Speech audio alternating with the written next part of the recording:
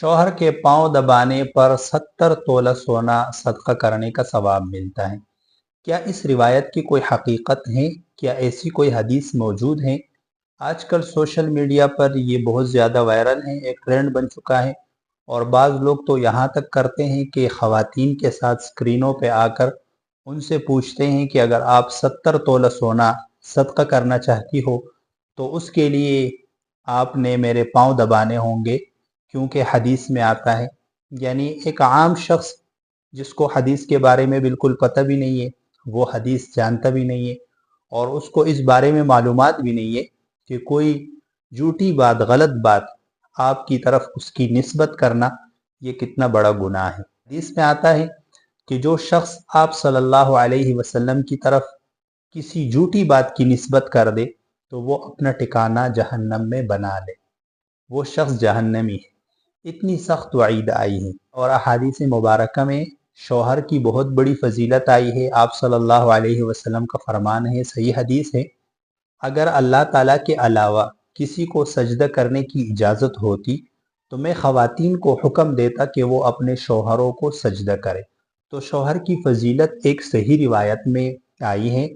और आप सल्लल्लाहु अलैहि वसल्लम ने जन्नती ख़वातीन की निशानियों में से ये निशानी ज़िक्र की है कि वो अपने शौहरों की इताअत करे। तो शौहर को अल्लाह ताला ने एक फ़जीलत दी है और अहादीस मुबारक में भी वो फ़जीलत बयान हुई है। जहाँ तक इस रिवायत का ताल्लुक़ है जो आजकल सोशल मीडिया पर बहुत ज़्यादा वायरल है और हर दूसरा बंदा आकर कहता है कि आप मेरे पाँव दबाए और आपको 70 तोला सोना सदका करने का सवाब मिलेगा।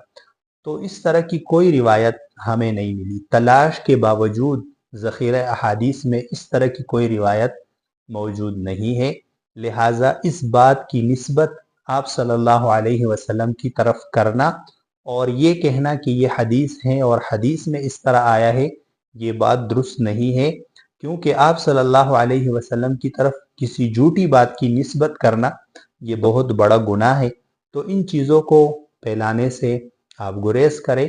दूसरी बात यह है कि जब भी हम किसी हदीस के बारे में बात करें या कोई हदीस बयान करने लगे तो पहले उसके बारे में पूरी तहकीक कर ले कि आया इस तरह की कोई रिवायत है भी या नहीं।